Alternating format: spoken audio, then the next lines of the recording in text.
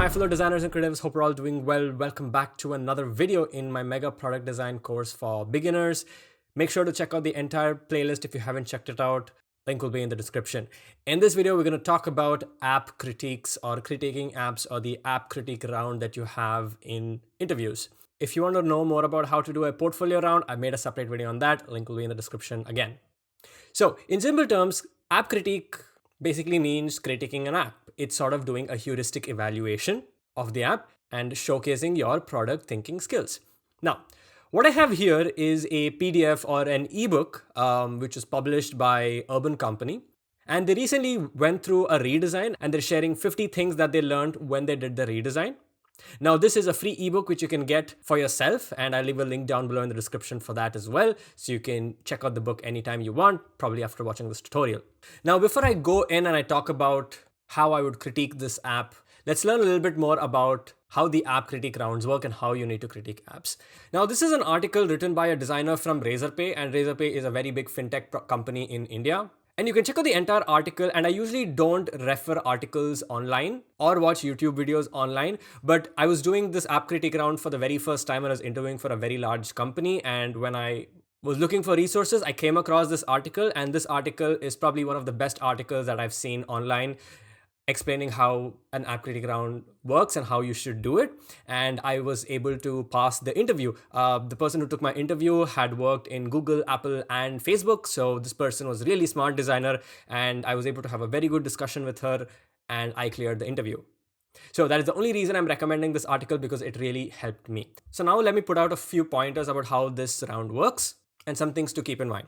So first of all, I'm actually going to go and reduce the opacity of these two so that we don't focus on that, right? So it's usually scheduled by big companies. Smaller companies tend to give assignments, or they tend to give you, or they tend to do a whiteboarding session to identify your product thinking skills. But some companies like to, vet you thoroughly, and so they have app critique rounds. It's usually for mid-level, senior, and lead roles. I've not seen many companies asking freshers or junior designers to do app critiques, but it can still happen. So just don't disregard the video just because you're a beginner. And the most important thing is some companies give you the option of choosing the app that you want to critique beforehand. So you have time to prepare, but sometimes they give it to you on the spot. So make sure when you're interviewing, make sure to understand how it works. Are you going to choose the app, or are they going to choose the app? In my case, I was told that I would be given the app on the spot during the interview. But the interesting thing was that there was some miscommunication, and apparently I was supposed to pick the app beforehand, but still somehow I was able to clear the interview. Now, a couple of things that you should do. Now, these are questions that you sort of have to ask yourself. And of course, it's very important that you practice, and practice. You cannot do this really quickly. And obviously, sit down with a mentor, sit down with your friend, sit down with a senior designer, and critique as many apps as you can, and let them be the judge for you. So the question is, can you think beyond the interface? Can you think about how things work in the backend, right? When you look at an interface, you should be able to think about things that are invisible, and you must always suggest why it's a bad thing with valid examples. Can you suggest solutions if you think that there's a problem with the design?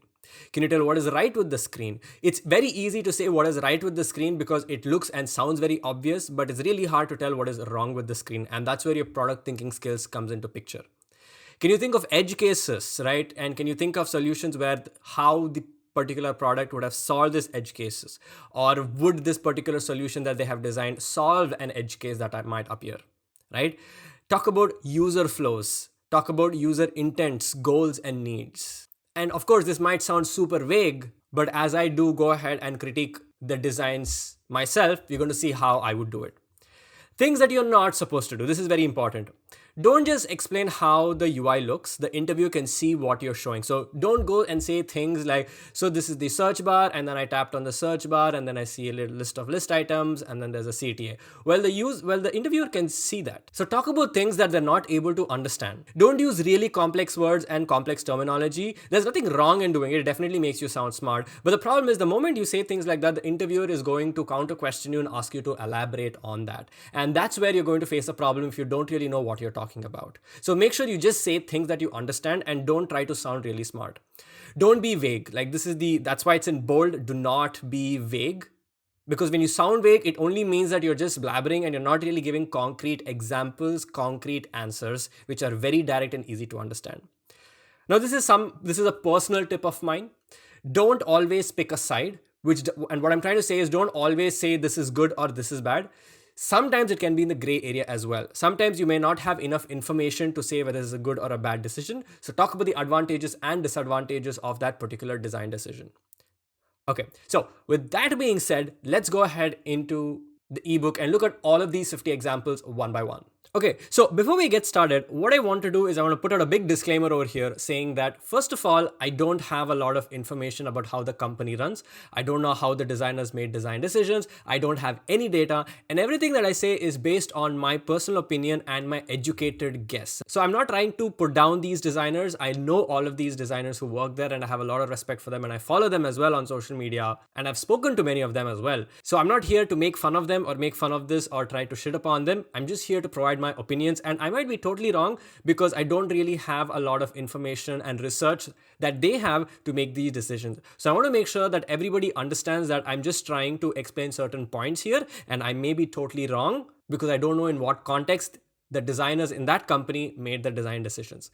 Okay, so now I felt that's very important to say, so I said that. So now let's get into it. So the first point here, they hit the balance with the grid. We had 12 grid blocks and now it is 6. So they're basically talking about these 6 touch points. Now, what's a touch point? It's basically the start to every user flow.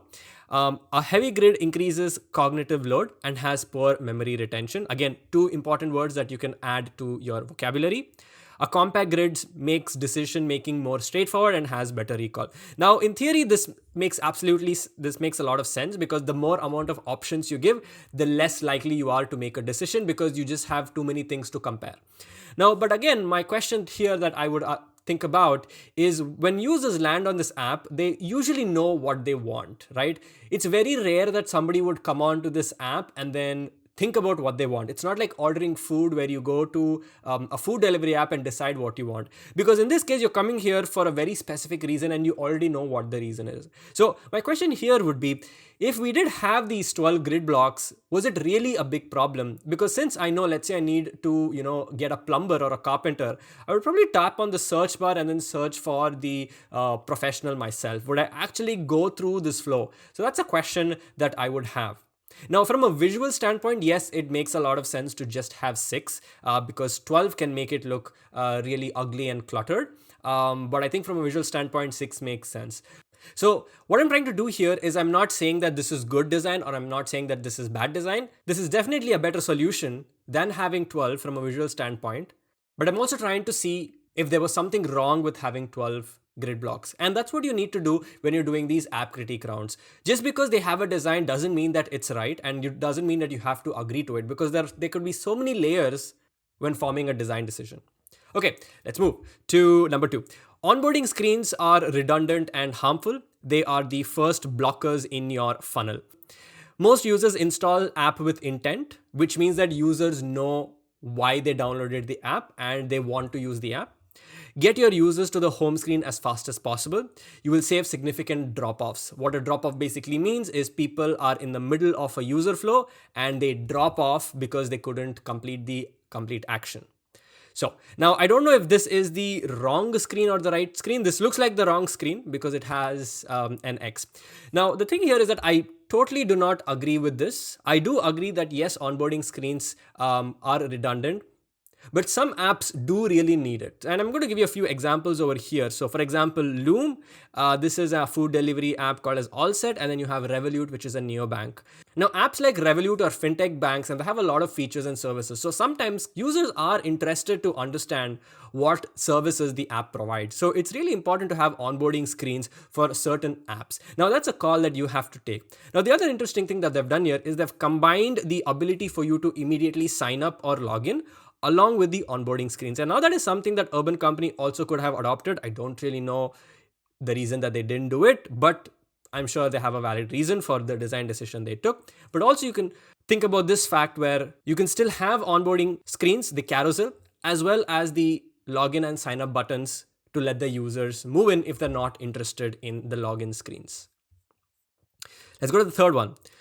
Login shouldn't take more than 5 seconds. Auto fetch the mobile number. Don't make users call or retype. So this is very popular in pretty much every phone, and every phone has this technology. Android has it, iOS has it. If there's a native OS, the apps have their own interface for it. So this is very straightforward. If you have a login mechanism or a sign up mechanism with a phone number or an email, you can just automatically pull that from the user's device.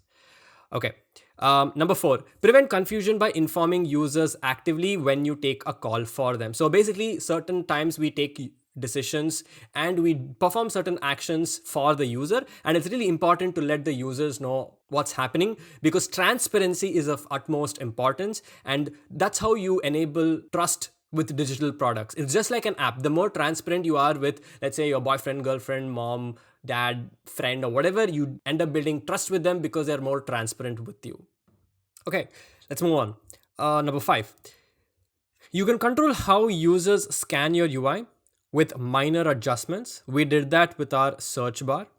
So as you can see, they had a version over here which just says search for services and package. But I think what they did was they made it a lot more contextual, and they said look for facials. And I think this changes. I think Instagram also has a very similar thing that they do. I don't know if Instagram still does it. Now, one thing that I like to mention is that they kept the search bar expanded at all times, and that's because most likely users are going to come and tap on the search bar because they exactly know what they're looking for, as I mentioned in the first point. So I think this is a pretty good job.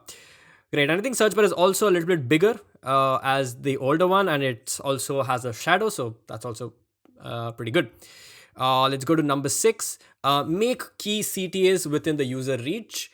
We constantly try to optimize to get our critical actions within users' thumb reach, a direct correlation between the usage and accessibility. Now, this is their summary screen where they're ready to make a payment, and the couple of things that I want to talk about over here.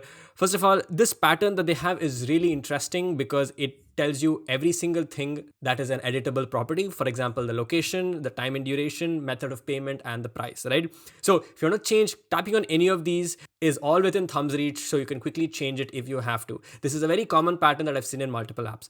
But the thing that I want to talk about is this section over here. And right at the beginning, it says coupons and offers, and you save 10% with Amazon Pay, and then you have 3 offers. Now, I'm not sure if this is the right location to have it. I may be totally wrong, but I think the better location would be to put it below the payment summary, right below the price, because that is how I would sort of consume information. I'm sort of looking for the price most importantly when I come on this screen, and then down below, then I'll be interested in checking out offers, right? So I'm not sure if the order of elements here or the information architecture is right, but again, I don't have a lot of information. The next thing is avoid surprises. We make it explicit for the user about their cancellation fee. We want to be transparent. That's all. So that's very true. You always want to be very transparent with the users. Like I said, it builds trust. And a lot of companies have hidden charges. So talking about it and mentioning that is definitely helpful. Now, this is a battle that the designers and product managers have to have. The product managers care about the company's growth, the company's revenue, but designers care about being ethical. So that's a discussion that designers and product managers constantly have, because product managers might say, let's not talk about the cancellation fee over here. Let's probably talk about it in the checkout page where people might miss it, right? So that's not really ethical to do, but sometimes that's a battle that you have to have. This is a very small thing that I noticed here. I don't know if this is, like a mistake or whatever, but then it looks like this information is sort of like a tooltip that is only for the Wednesday.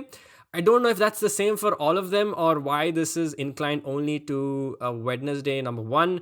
I'm sure that where it says 50 free cancellation till 2 hours before the book slot, post that 50 rupees is chargeable. I think that applies to pretty much every day. So it should feel a lot more global than linking to each one of the dates over here. So maybe putting it right above also makes a lot of sense. So where it says your service takes approximately 4 hours, and they could move this big card above the dates, and then that also could work, but just an idea.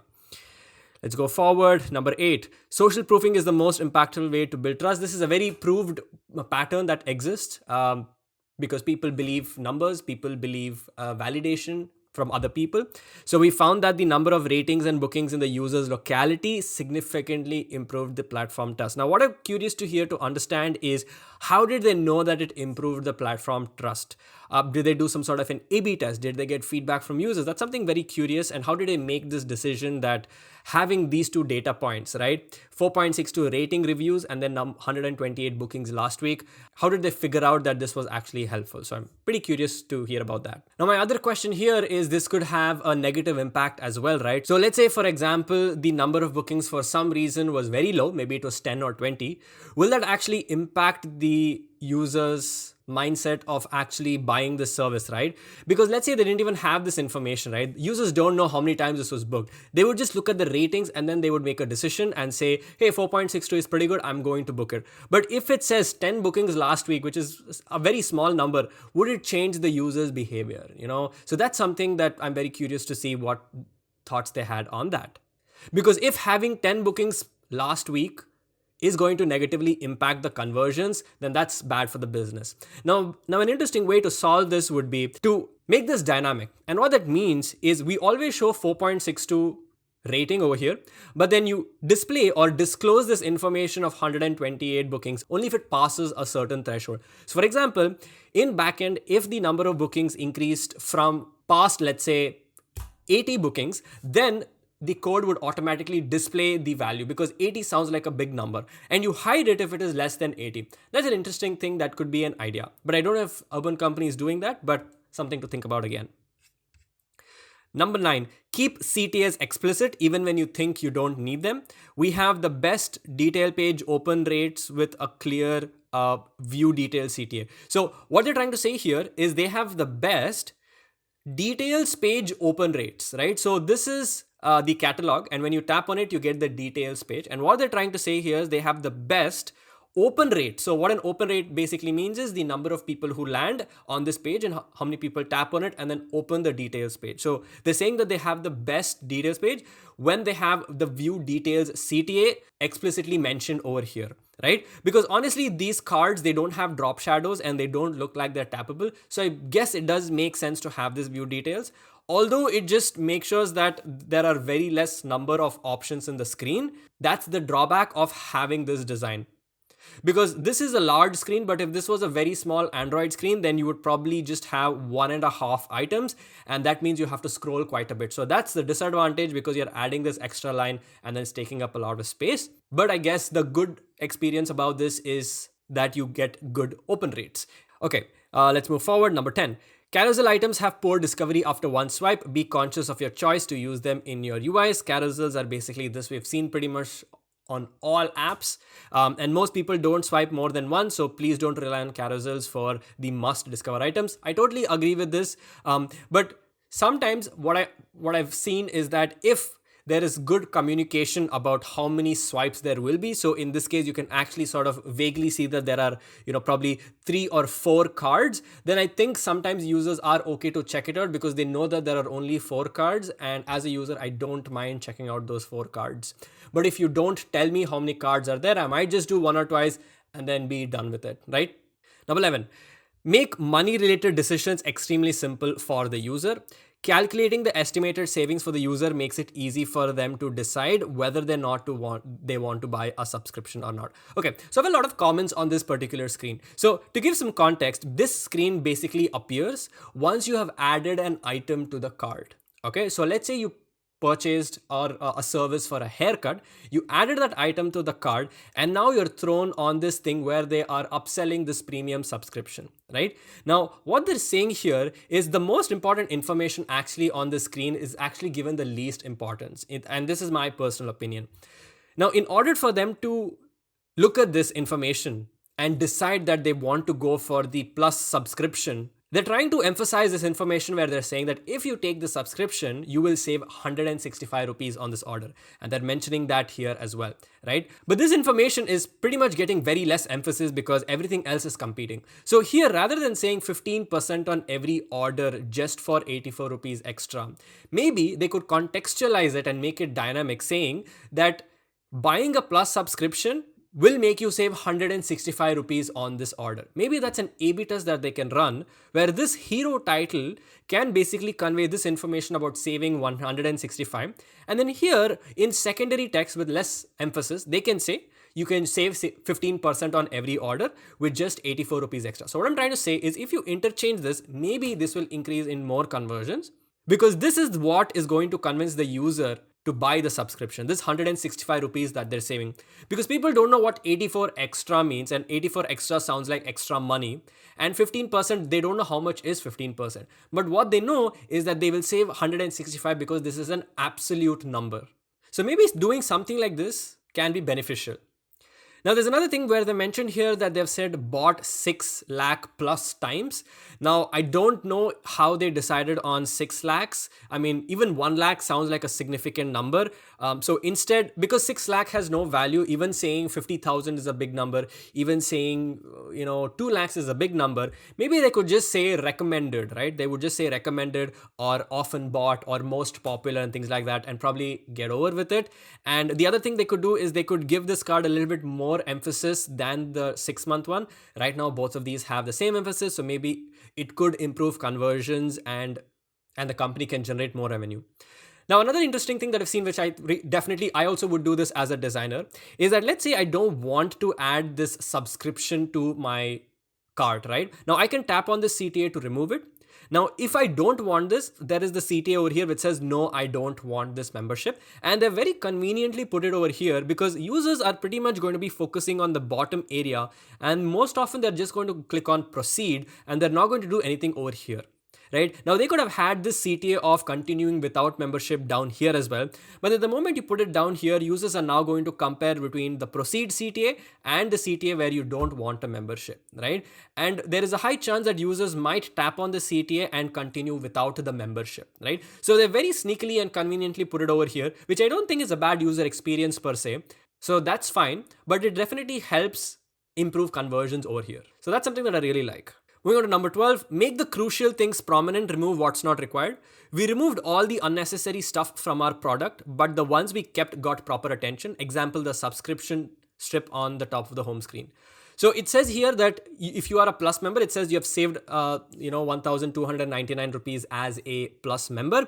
Now this is definitely good to have, but I don't know how much of an impact it really makes. If this information was there, would it really change the user's experience? I'm not very sure about that, because like I said, I'm coming here to buy a service because I have a need for it. It doesn't really matter how much money I save. That's not sort of like an incentive for me to make a purchase. I'm not just going to call somebody to cut my hair just because, this is an incentive for me. I gain nothing out of this.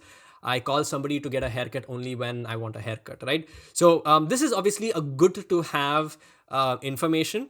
And it's good that they're giving this very less emphasis because they don't want to distract the user by showing unnecessary information. So I think that's still a good thing. Number 13, users not only consume information when it aligns with their job to be done. So generic education videos on our category pages didn't get the kind of traction we expected. We decided to remove them. So this is definitely their old design, and I think they had these videos over here. Here they're saying that it didn't get the type of traction they expected. Now I'm curious to obviously think about what could be that and how did they sort of make that decision. I'm assuming that the number of people who went through all the 5 carousels were very less. Maybe they just went through 1 or 2 and then they were over it, because this is not really important for them. This isn't like a movie trailer where you want to look at the movie clips and stuff like that. This is a place where you're looking for categories of services that you want and you actually want to add things to your cart, right? So I think it makes complete sense that this carousel system doesn't work. And which obviously means that when they say that it didn't get the traction we expected, they didn't believe that people would watch all of these, 5 stories that they have. Okay, number 14. Actively drive product education with the users. Even repeating users might not be fully aware of what your product has to offer. Example, showing categories to the users in our home screen. Now, this is again a super common pattern where they're showing the different types of beauty services, which is waxing and face care, and I think mani-pedicures and things like that. Now, this is a very common pattern. If you want to learn more about competitive analysis, I highly recommend you check out a video. I've made an in-depth guide about how to do competitive analysis, so definitely check that out. Moving forward, number 15 is design for gender inclusivity. Our copy and illustrations fell flat the day we got our first female RO technician. Most roles have transcended gender, and so should our product. So as you can see over here, this placeholder image doesn't convey that this is a man or a woman, and they're being very gender neutral and gender inclusive about it. And honestly, you know what, in reality, this doesn't really matter to the business, right? It doesn't users don't care about what this picture is. But as designers, it's sort of our responsibility to do these small things that matter to users and be ethical in the way we do things, even though product managers or the company doesn't really care about it. So it's nice that if you have an opportunity in your product to be gender inclusive, definitely make sure you consider that, because if we don't do it, nobody else is going to do it in the company. Okay, number 16, display choices that make sense for the user. Make the selection natural so that the user cognition and choice are instantaneous. So basically what they're trying to say here is make sure that users think really fast and make decisions really fast. So what that means here is that there's home, and then they have friends home, and there's also this tag that says location outside Delhi, because this grabs so much of your attention because it's in red and it's in all caps, so that you will know whether you actually want to select this option or you don't want to select this option, right? And they have a C tier. Oh, on the top it says save another address. I'm not sure if that would be, I mean, there's nothing wrong in having it over there, but maybe having somewhere on the top right or down below could have been another option as well, because this just looks like I think it's a little hard to figure out that this is a CTA. So maybe a little bit more emphasis to this could sort of get the job done. Number 17, people don't remember stuff. Reduce the cognitive load calculations by maintaining the most important information for them. Example, we help users optimize their savings with active nudges so that they don't have to remember offers and do mental calculations with everything they add. So here they're talking about this small snack bar where it says shop for 150 more and get 15% off. Right? So users don't have to remember the type of offers they have. Just showing this information lets them know that they just have to add something else. And obviously showing this information makes users add more items to cart, and that increases your minimum order value. Now, minimum order value is again a data point, which is very common in apps like Amazon, basically e-commerce apps, food tech apps, where you're adding items to a cart. And more the minimum order value means more money the company generates. So that's definitely a good thing to have. Number 18, make it clear for the user what the hero section is at every step. Now, hero action. Yeah. So what hero action basically means is what is the most important or the critical action that a user needs to take. We always keep 80% focus at every point in our flows on users' most important job to be done. So basically job to be done is the hero action. Users can mindlessly click on the most prominent CTA, and 9 of 10 times they will not go wrong, right? So here you're trying to prevent users from making mistakes by tapping on something they didn't want to tap, right? So here it says AC service and repair, and there's a verified code of, there's a certain amount, and there's a very big CTA that says view and accept. Now, I believe this step is of that particular flow where the service person, in this case, Mr. Rajiv, has come to the person's house. And now before starting the service, the customer has to tap on view and accept in order to start the flow. I believe that's how it is, but I'm sorry if I'm wrong about it. But one thing that I'm not really happy about is with the information architecture and basically the typography over here, because here you have a title that says about your service, which is probably 16 or 18 pixels bold. But then here, this just looks very disconnected from the rest of the UI, and it's not fitting in very well. Because verified code seems to get more emphasis, because checkup and code seems to be the title, the section title. So maybe that needs to get more emphasis than verified code, but I'm not really sure if there is something above this area, but I'm just pointing that out. Anyway. Number 19, videos are super helpful when integrated at the right point and context in the user journey. Most important thing to understand here is in the context in the user journey. So if you show videos at the right time, people will consume it because they have an intent and it's contextual to them. It doesn't feel random to them. So autoplay videos with services like waxing and laser hair removal help us significantly in user education and providing them with relevant information. Now, How do you know that something like this would work, right? So if users are really understanding the benefits of how this service will help someone, or how this service even works, there is more chances that a user is going to go ahead and purchase it, because they now understand what's going to happen, right? Because things like laser hair removal is not something that you can reverse. So you need to be very careful about it. And people are going to have a lot of questions about how this will work. So educating them is definitely going to help users make that purchase decision. And that again definitely leads to increase in revenue, because people trust the product or the service. Number 20, important things need important real estate. So our subscription program adds significant value to the user's life. And unlike other products, we made it a separate step of the funnel. Instead of being cute, worked wonders. I'm not really sure what they're trying to say. Let me read it again.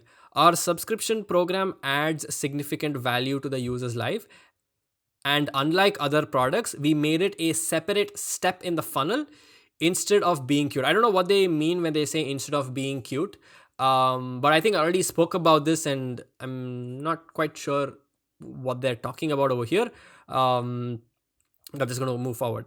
Number 21, remember your users' preferences. Small optimizations are magical. Now, this is definitely called as personalization, where it feels like a personalized experience. If you remember people's information, they don't have to always provide that information, and they can just quickly finish a particular user flow, and there's going to be very less friction, right? So as you can see here, it says, as they say, the devil is in the details. Remembering the address preferred professional goes a long way in creating these wow moments, right? So here what they've done is they've automatically chosen the service provider here as well, because maybe there is some good experience with this, or they have rated this person very well. Of course, there is an ability for users to change it, but they're being transparent and they're automatically doing it. It's very simple. Like, you always go to the same barber to get a haircut. You always go to the same salon. You probably buy the same brand of shoes or clothes because you have previous experience with it. And you're not going to think twice when you decide to buy a new shoe, or buy a new, a winter jacket, because you've bought it before and you know where to go to get a good one, right? So personalize the experience as much as you can. Number 22, users are anxious. Keep them informed about every step of the process. We give users detailed updates on their products, about their status of service, refund, help tickets, and everything else. Now, that makes a lot of sense, right? So you're keeping things transparent. But here, one thing that I would suggest adding is, in places like payment and invoice, right? People might want to download a payment invoice and look at the summary and things like that. So maybe adding a CTA over here, for things like refund, help tickets, and stuff like that. Users can definitely tap on that and then begin their own flow and find the information that they want faster, rather than going into a different part altogether. Because if you're showing that information over here, you might as well make it even more helpful. Like, for example, when they said professional assigned, they could mention who was the professional that they had assigned. Start service, when was the service started, checkup and quote, what was the price. So having that information also over here makes it very contextual, because you can look at all the details of a particular service that you purchased on the screen itself, right? So I think this screen could be a lot more informative. Number 23, your operational update should be true to the T. One small information gone wrong can shatter the complete user experience, and vice versa. Imagine the confidence you get when it's captured in the product, that the professional has taken the device from them for inspection, right? So here what they're trying to say is that the service has been paused because of so and so reason. So like I said, transparency, always letting know users what is happening, is very important. There's nothing much to comment on this. Definitely makes a lot of sense. Now, how does this impact the business, right? Now, let's say that this information did not exist. What usually is going to happen is people are going to call the customer care, and they have a CT here that says help, right? So the customer care is obviously going to be bombarded with a lot of calls, unnecessary information, just because users don't know what's happening to their particular service or the product that they bought. So if you go ahead and keep this, customer service is going to get very less number of calls. They can focus on serving queries that really need some help, and they don't have to, and the company doesn't really have to spend so much money on hiring new customer agents, right? It saves them a lot of money. Okay, number 24, design for relevance across geographies and user bases. This is where you will need UX researchers, where they will understand geographies, they will speak to users from different diversities, cultures, and things like that, and see what suits for their demographics, right? So here it says, in Singapore, it is common for some professionals to not go into the houses with the dogs. That's very interesting for me. It's also common in Australia for people to leave keys for the professional. Like in India, this is something that we definitely don't trust professionals with. We don't leave the keys for somebody because that's just how India runs. But in other places like Australia, looks like it works and there's a lot of trust, right? So obviously integrating that into your UI where they're saying, do you have dogs at home? Yes or no, so that they can sort of assign the right professional. And this definitely again brings in a lot of trust or transparency for the user. Avoid dead ends. Number 25, avoid abrupt endings to user journeys. Give them a chance to resume back and get their job done. So what this means is you don't always want to leave somebody in a dead end. You should always let them know what went wrong or what they should do next, right? So if professionals are available, they have an option to notify yourself when there are slots available, and that ends the user flow, or change the service address and then begin a new user flow again, right? So obviously always have users know what to do, and this sometimes also improves engagement because people are going to stay on your app longer. And if there is more engagement, there are chances that people are going to buy your product or service, listen to music if it's a music app, watch videos if it's an entertainment app, or whatever it is, right? So small things does definitely impact metrics, and in the end leads to revenue generation for the company. 26, help people take the right decisions. People can use help even at seemingly small places, right? So what they're trying to say is always spoon feed users and make it so easy and simple for them. Slot selection decision by users often depends on the time the service would take as they plan their schedules for the service. Again, I'm not really sure what this means over here, so I'm just going to move on. 27, avoid all distractions and extra step for the user. So I'm guessing that this is a screen that they removed. So we removed all acknowledgements, upsell screens, and fluff from our booking flow to offer a seamless experience. Now, while this definitely sounds like a good experience for the user, this might not be good from a legal standpoint. So for example, when you're working in a fintech company, there are a lot of legal and compliance things you need to take care about. You need to take users' consent for even sending marketing emails. You need to take users' consent for auto-debiting from their debit card or credit card or their bank account, right? So in those cases, you definitely do have to ask for consent. So what that means is just removing all these things isn't the solution because you can't do this from a legal and a compliance standpoint. Okay, let's move forward. Now 28, give your users control. Our partners give detailed invoice to the customer before the job starts. Partners proceed only after the customer gives their approval through a common handshake. Now I'm assuming this is a joke and giving a handshake isn't really what users have to do. But anyway, it looks like there's a mechanism in place where there is friction. Now we've seen a lot of people arguing where they say, the experience needs to be so seamless and there shouldn't be any friction in a design at all. Now that is completely not true. Now what is friction? Now we all know what friction is. It's a fine concept, and friction just adds complexity to a particular flow. But in certain times you have to add friction so that it prevents a lot of mistakes, because in the end, prevention is better than cure. So if you can prevent itself in the beginning through this friction, and this friction could be multiple things. It could be a misstep, it could be entering the wrong information, it could be the wrong action and things like that, right? So here, you're giving the users the control where they have to say view and accept, and only then the service can start, right? So this prevents service providers from cheating and performing fraudulent activities. Number 29, design for intangible long-term goals of the platform. We sensitize the user towards better treatment of their partners at different touch points in the app. Now, this is again a very human thing. A lot of empathy comes into picture when you talk about this, and only this is something that only designers would care about. But again, if what I'm thinking about here is they've actually given this emphasis, which is fine. But it's very easily possible that somebody can, just oversee this, right? It's so small and so tiny that nobody will look at it or they can skip it. So I think if they really did want to, care about this, they could have actually gone ahead and made this a lot bigger. I don't really know what the design decision was over here to make it really small, but I don't think anything would have really impacted if they made it quite big. So again, that's a small critique that I had. Number 30, we're there. Similar patterns invoke similar mental models. A lot of users mistook our spare addition flow, right? And what spare addition flow means, I'm guessing it is this flow of adding spare items with the add-ons flow. And add-on, I'm guessing, is additional services. So for example, you're getting a haircut, maybe getting a hair wash, or maybe getting your beard trimmed. That also could be an add-on. And so basically what they're trying to say here is that a lot of users mistook the spare addition flow with the add-ons flow because the underlying pattern was the same, right? And I don't know if that's a good thing or a bad thing. I'm not sure what they're trying to convey over here. But in this pattern, they could have added other services as well, because right here, it's saying buy products for this particular service. So it looks like you have to buy one of these items for the service to be fully, valuable. I think that's how it works. But if they had other add-ons over here, then maybe people would not buy the add-ons and they would misunderstand this design for something else. So again, I'm not really sure what they're trying to say over here.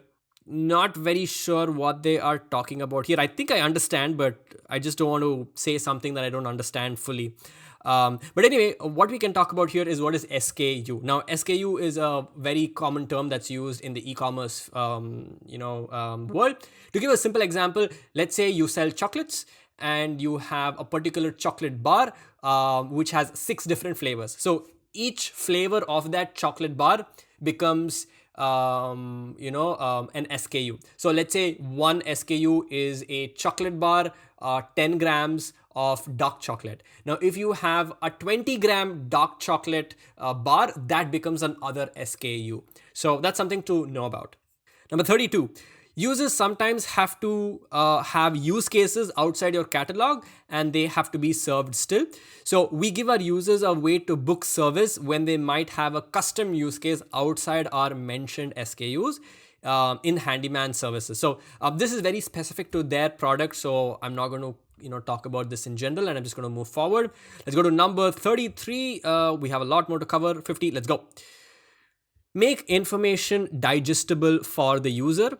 So we have guides throughout our product to help users make the right decisions about this service, right? Now, let's talk about this in a little bit more detail. Now, what's happening here is that this is definitely a good thing, right? Because it gives the users more information to make an informed decision. But what I believe might be the problem here is this the best way of presenting that information? Because as you see over here, it says understand your skin type and know what's best for you, right? And it says expert recommended pigmented skin. And there's so much information, right? Now, a good way of synthesizing this in a better way is by using bullet points. Bullet points are very popular and I believe is one of the best ways of communicating points, right? So maybe bullet points over here make you quickly read and scan and understand what this particular thing is about. Now, the other interesting thing that they could do over here is here it says pigmented skin, and I think this has something to do with identifying the skin type. So if they really want to talk about helping users make the right decision about the service, they could do a lot of things such as having a mini quiz and ask them some questions, and based on the answers, you can recommend them certain products or services that suits their needs. So I've just mentioned down these points over here so that I don't forget it. But obviously bullet points definitely faster to consume information. And second is some sort of like a mini quiz where you ask them 3 to 4 questions and then you give question and the user gives you answers to it. And then based on that, you as a designer provide recommendations that the user can choose from. Right? Because here again, the user is doing all the work and the user is looking at all this information and trying to make a decision. But can you make that process faster and simpler for the user? Number 34, mimicking established offline behavior in your product can offer superlative experience, right? So mimicking established offline behavior in your product can offer superlative experience. Now, of course, this doesn't work for every product in the world. Definitely depends where there's a lot of human intervention. So here it says in Dubai, we launched a flexible cleaning schedule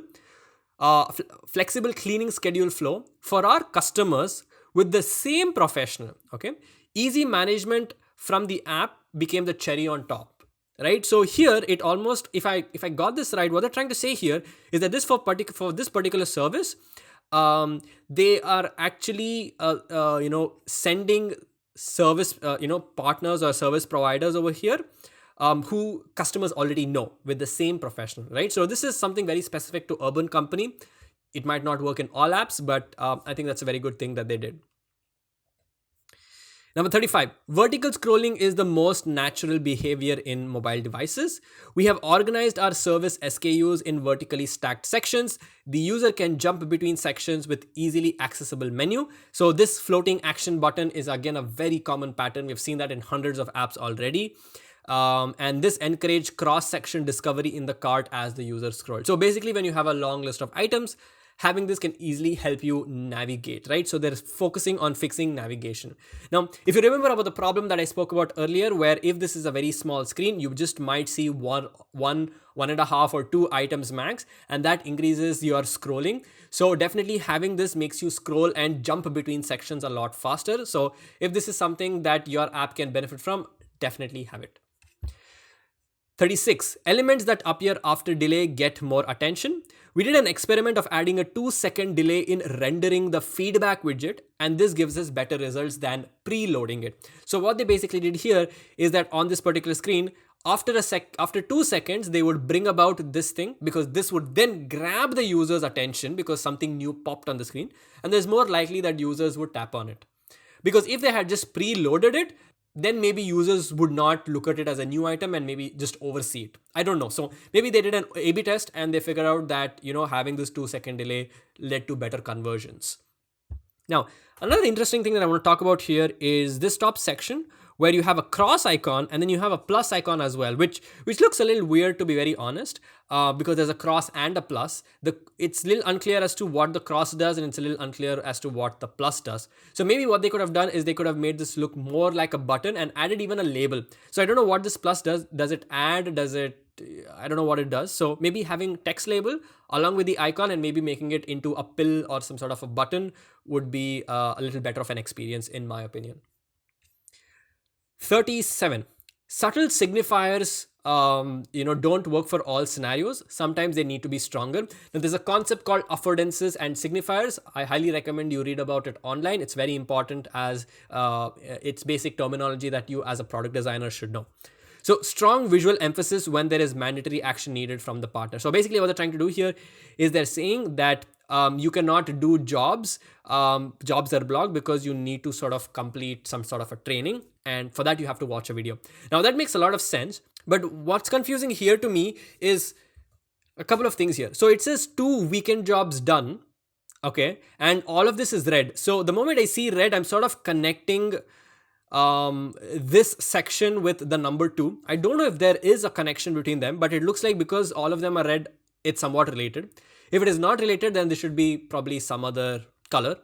And it also says that what happens if I don't improve. Now this is again very contextual to this section where it says that jobs are not completed. So maybe adding this inside the card also would be a lot more sensible, in my opinion. Right now it just looks like this is sort of disconnected from the rest of the UI, and just combining it with the card makes it a lot more contextual. Anyway, let's move on. Number 38. Let's see if I missed any points. Okay, looks like I didn't. So we have 38. Let users use the actual flows rather than theory to learn flows, right? So we created a sandbox environment, and sandbox environment is basically a playground environment. It's sort of like a demo section of the app where partner can try the actual flows and learn before they go live on the platform, right? So you've seen this in a lot of trading apps where you can trade with, fake money to see how the platform works, and then you can invest in your real money and then go about making the actual trades, right? So here they've got some sandbox environment, and I think this is really, really cool and really interesting. This is definitely builds a lot of trust and self-confidence for the service providers as well. Now, what I'm curious to understand is the feature adoption rate, right? So do people who land on the app, basically these service providers, do they actually use this feature? What is the feature adoption rate? How many people who come on the app actually use this feature. And I don't know if it is worth spending. Now, if the feature adoption rate is very less, maybe you remove it from the app at all, or you spend less time trying to optimize the experience of this, right? So again, a feature adoption rate is a good metric to measure when you release a new feature. Number 39, we're very close. To prioritize something, you have to deprioritize others. And that makes a lot of sense. This is where information architecture plays a role, and visual hierarchy as well. If you haven't seen my video on visual hierarchy, highly recommend you check that out. It's a super fun video where I redesign a particular screen using the principles of visual hierarchy.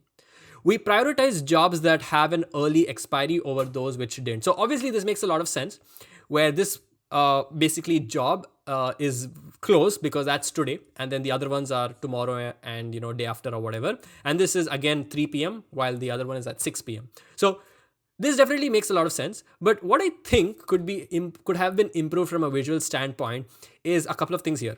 So first, a lot of this feels like too much of text information. It has a lot of visual noise. And what you could do is by breaking the monotony by adding icons. So that's what I've done here.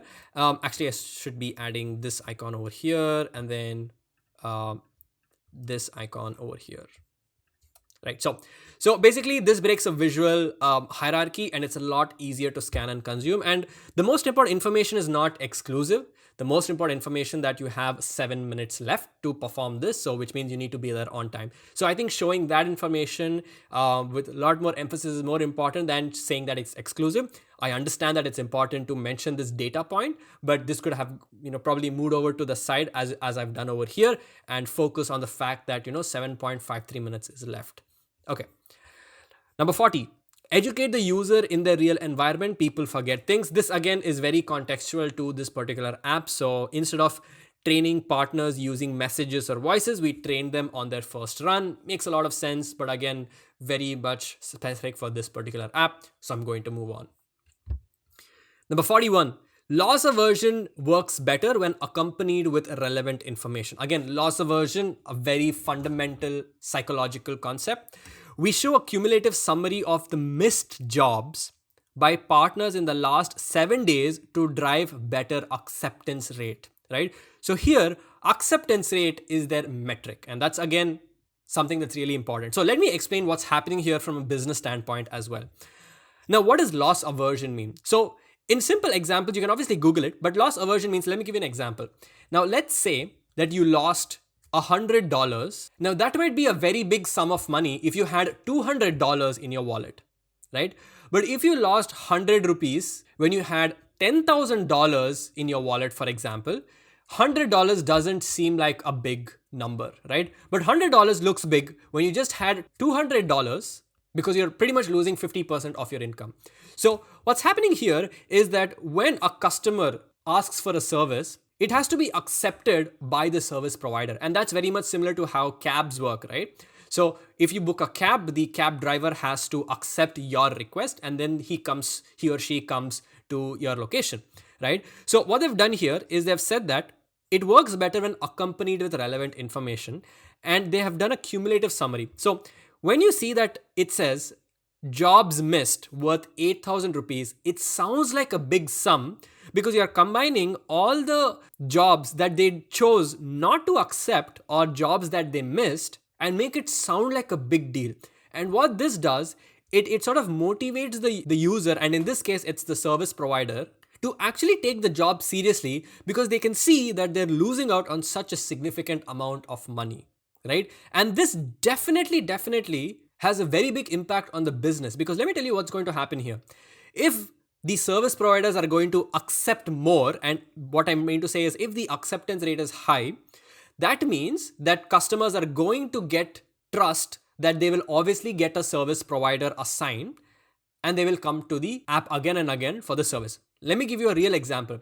Now, there are many times when we try to book cabs, but we don't really get cabs, and we lose trust on the platform because we know that, hey, how many ever times I try to use this app to book a cab, I don't get accepted. But if the acceptance rate, for example, of Uber was very high, then that would build trust on the user, basically the customer, saying that, hey, I know that Uber is going to send me a cab because they have a high acceptance rate, and I will choose Uber over any other cab service or product, right? So that has a very big impact, and users are going to come back to the app again and again, and that improves retention, right? So as you can see, this very one small concept is definitely having a very big monumental domino effect on the entire business. It improves retention and that increases revenue. And in order to do that, this is a really interesting way of improving that retention and increasing the revenue for the company. Number 42.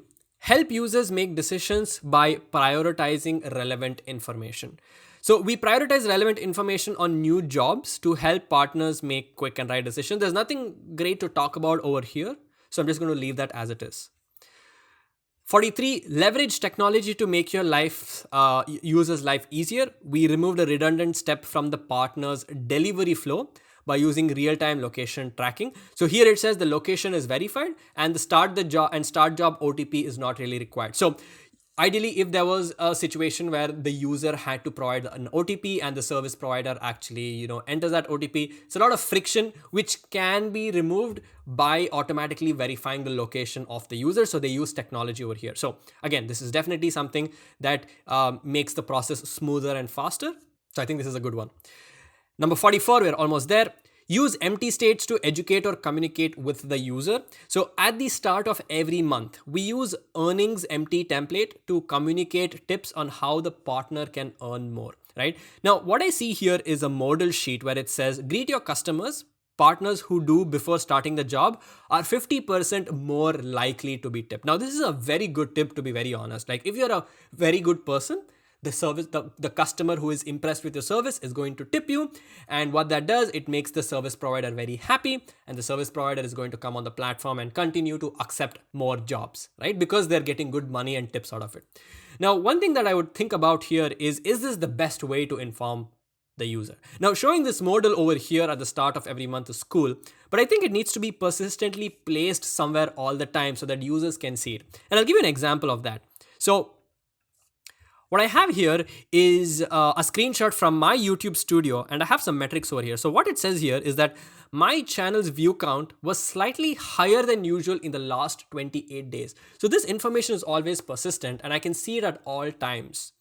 And it also says here is that 12,842 views from recommendation. So there's an increase from recommendation. So this information is so persistent and always available to me. And every time I open it, I see positivity and I feel very nice about it, right? It encourages me to make more content. So in this case as well, this is fine, but I think it's important to make sure that this information is again available somewhere in the interface so that users can always see it. Number 45, leverage products that the user is familiar with. So this is where they're using WhatsApp to collect information from the required people who want to join Urban Company. So they're basically chatting with the WhatsApp bot from Urban Company, which is their business account, and they're trying to gather information. This is in Hindi, but basically what they're trying to say is which city do you belong to? And here they're asking what sort of job do you do? So you don't have to get on a call with a customer agent. You can do this directly on WhatsApp, absolutely for free, by spending absolutely no money, and do it super fast.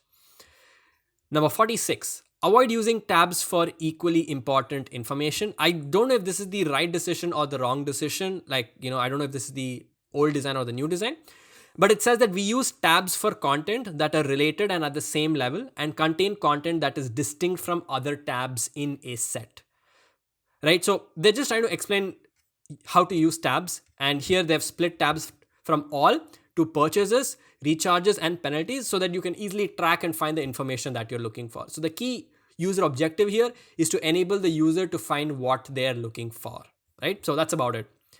Number 47, thoughtfully added resistance avoids error. So this is where I talk about the concept of friction. So if you thoughtfully add resistance or friction, it avoids errors. So here it says the swipe button to eliminate redundant confirmation and accidental taps. Like I said, prevention is better than cure because these certain tasks are really critical and you can't sometimes reverse these tasks. So in that sense that you really have to think very well and make sure that the user consciously and intentionally performs an action. 48, unblock the user by running system processes in the background. Now here's something that interestingly that I'm going to talk about. So we upload video proofs in the app's background to make sure that the partners can continue on their next steps. of their jobs rather than waiting for the proofs to be uploaded. Now this makes a lot of sense, right? So what's happening here is that they're uploading some sort of proof and they can move on with their tasks. Now what question that I have here is, how would you handle this particular edge case? So for example, let's say you tapped on mark completed, but there was some problem uploading the proofs. How would you handle that? Okay. And second of all, should you actually allow the user to move on without the proofs being uploaded? And will users know that they have to tap on mark completed even though proofs are being uploaded, or should they wait until all the proofs are uploaded and then they tap on the CTF? So there is some bit of a confusion that can happen over here. So that's just a question that I have, and curious to know how they would, handle that edge case, where what would happen if there was some fail in uploading the proofs. And I can give you a real example, right? So let's say that I tapped on mark completed and for some reason I lost connection. So when I lost connection, maybe the proofs are not getting uploaded. So what happens in that particular edge case? 49, actionable feedback helps the user get better. So we channel customer rating inputs into training content on how they can improve on a particular feedback. So this is feedback that one of the service provider has gotten, where it says 21 complaints from the customer, 12 for rude behavior, 8 for not properly groomed, 1 for forcing a 5-star rating. Now, couple of things to think about over here. How can you enhance the experience for the user? Now, this definitely is a good feature, definitely helps the service provider know what they did wrong, but can it be even more helpful? So the thing is, sometimes rude behavior is so subjective. So what does that really mean, rude behavior, right? Maybe the customer is being very nice, but it came off in a rude manner, and now the service provider has no idea what he did. So maybe customers could leave actual comments and keep it anonymous, because obviously it makes sense to maintain the customer's privacy for a lot of security reasons. So even maybe mentioning things like, you did this is what the customer said. The customer could leave some sort of a comment, and then the service provider would then understand that, okay, fine, this is something that I should not do because it is coming off in a wrong way, right? Not properly groomed, right? This is very subjective, right? Some people don't care if the person is very well dressed and has a good hairstyle and has a nice haircut. As long as they do a good job, I think they're good enough, right? Not everybody has to be very good looking. So that's again very subjective over here. So how do you handle that situation where there's no right or there's no wrong? Curious to know about that. And last one, number 50, leverage familiar design patterns for boosting usability. I have a video on my channel where I talk about design patterns and competitive analysis. Highly recommend you check all those videos out. Link will be in the description. We use the story format, very similar to how Instagram does it, to help users consume important information in a more interactive way. So I'm not sure where this falls in the entire user flow, to be very honest, but I think this makes a lot of sense. I've seen a lot of companies adopting this pattern because it's very familiar. So if you have an opportunity to do it as well, you could do it. So that's pretty much it for this video, guys. Thank you guys so much for watching. Hope you guys really enjoyed it. If you did, let me know in the comment sections down below. Make sure to leave a like and subscribe to the channel for more amazing, awesome content. And I'll see you guys in my next video. So till then, take care and bye-bye.